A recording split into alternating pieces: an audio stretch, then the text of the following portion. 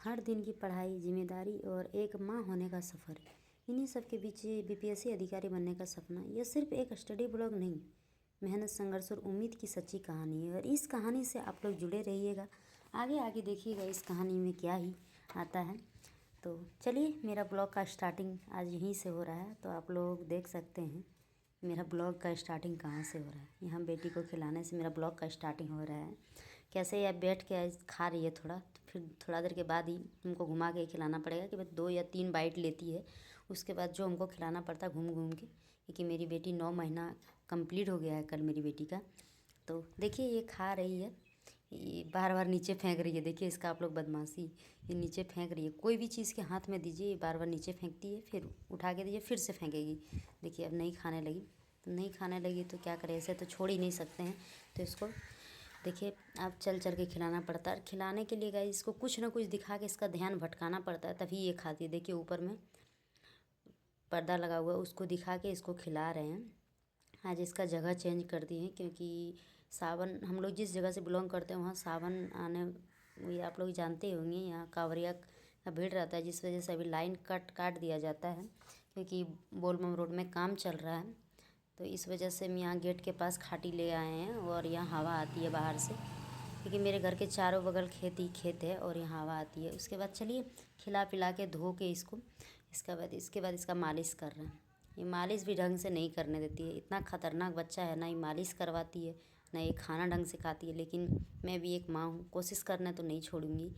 तो देखिए इसका मालिश कर रहे हैं। आई होप ये सोच के मालिश कर रहे हैं कि ये सो जाएगी खा पी के, लेकिन देखिए क्या होता है। चलिए आगे आगे इस ब्लॉग में बने रहिएगा अपने।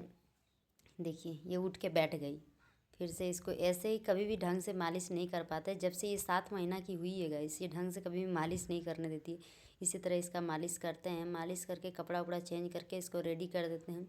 उसके बाद सारा काम करेंगे, क्योंकि सुबह सुबह मेरा सबसे पहले काम रहता है कि इसको खिलाना पिलाना, क्योंकि अकेले सारा सब कुछ मैनेज करना और पढ़ाई भी मैनेज करना ये आसान बात नहीं होता है।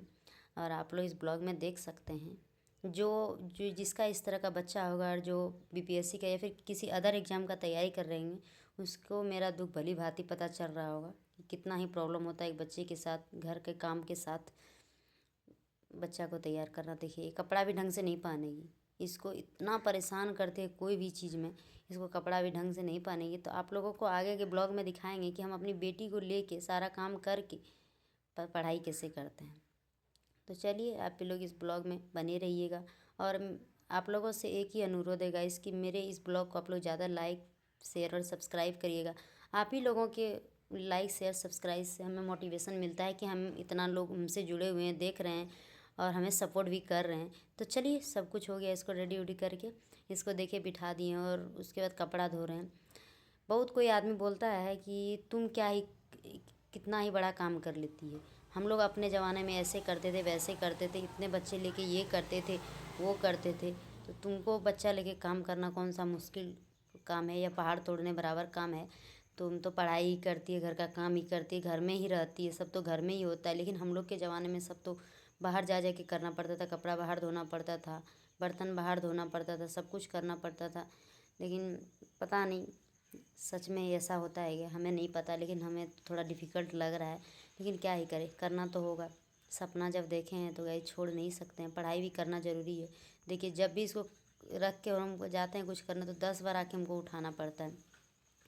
ये जो है किसी कोई भी चीज़ शांति से नहीं कर सकती है। तो चलिए आप लोगों को हम आगे आगे दिखाते हैं क्या ही होता है और क्या मेरी ज़िंदगी का सच्चाई है। आप लोग ये नहीं सोचिएगा कि ये केवल एक डिस्क्रिप्शन के लिए हम इस थी को यूज कर रहे हैं, नहीं, मेरा ये रियल लाइफ है। और आप लोग मेरे जैसे बहुत हाउस वाइफ होंगे जो तैयारी कर रहे हैं, जिसको लगता है छोड़ दे, लेकिन हम आप लोगों से एक वही बात कहना चाहते हैं, अगर सपना देखें तो हर हाल में पूरा करिए।